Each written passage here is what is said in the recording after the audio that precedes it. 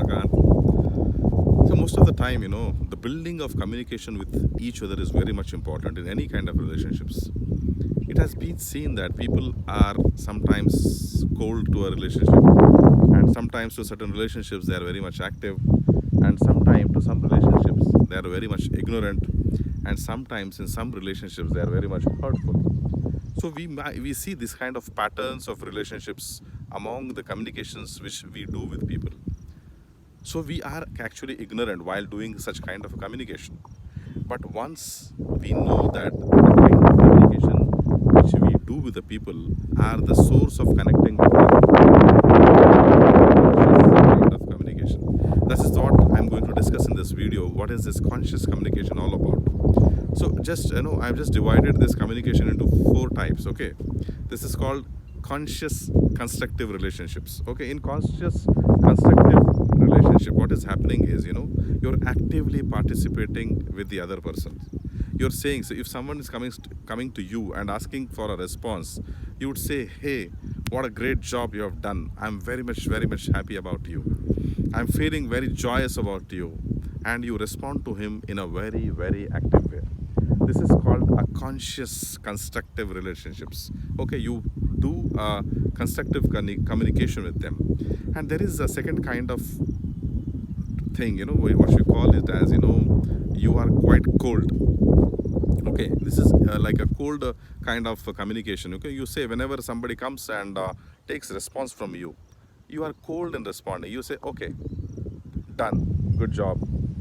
You give only a two-letter response to them. So what I call such kind of communication is, conscious passive communication. What do you do in conscious passive or conscious passive communication? What you do is that you are quite cold. You don't want to build a very strong relationship with them, and with your response the other person will know that you are quite cold in them. So for what is the third kind of communication we call as passive destructive communication. Passive destructive communication is that you'll try to ignore the people. Okay, ignore is somebody asking for the response and you say that I'm not interested as of now. You say that you ignore his communication, you may not respond to his communication, and what you do is sometimes they may feel very bad about the communication strategies which you are adapting. So this is called passive destructive, and you may also call it as conscious destructive kind of a communication. And what we have to do is we have to, at such conditions we may have to work hard to build up such relationships. Okay, and this active destructive kind of communication is that I consciously destruct the relationship between you and the other person. So I may also call it as conscious destructive communication.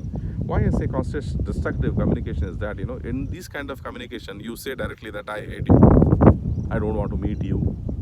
Okay, I have not seen a dirty person like you. You put all the ugly words, use all the kind of ugly words in this relationship.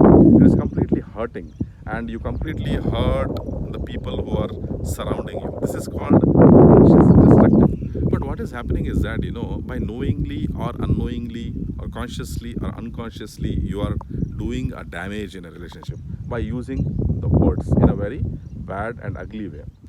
So still there is a mode wherein we can patch up certain relationships. When you use a conscious destructive kind of language pattern, what is happening is that you lose that relationship, and to rebuild back that relationship is very difficult because already you have caused the damage.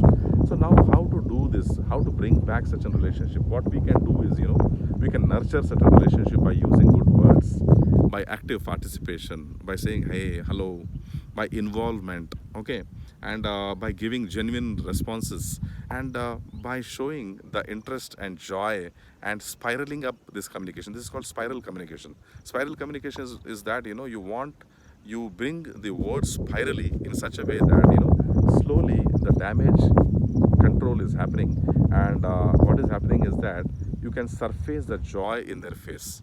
So this is all the different communication strategies, guys, which you need to adopt when you are interacting with people around. You cannot simply hurt the people.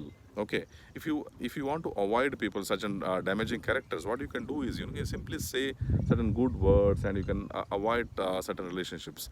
But generally, a relationship in a family should be more of a nurturing kind, and it should not be cold, or it should not be ignorant, or it should not be hurting.